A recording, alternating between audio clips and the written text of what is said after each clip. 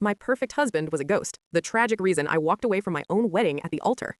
I was standing at the altar, looking into the eyes of the man I thought was my hero, when a woman in the back row stood up and screamed that he was a murderer.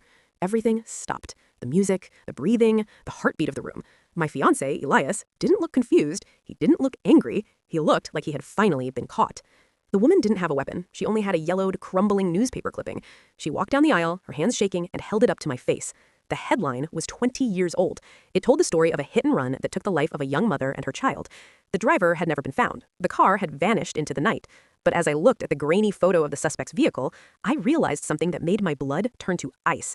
It was the same vintage muscle car Elias kept locked in our garage, the one he called his pride and joy, the one he said he'd inherited from an uncle he never talked about.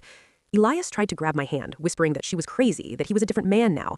But the way he said now told me everything. He wasn't denying the blood. He was only asking for a pass because of the time that had passed.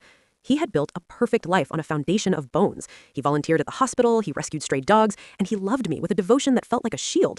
Now I realized it wasn't a shield, it was a mask. I didn't cry, I didn't scream. I just unlaced my fingers from his, stepped off the platform, and walked toward the woman who had waited 2 decades for justice. Because the man I loved never existed. He was just a ghost running from a shadow that finally caught up.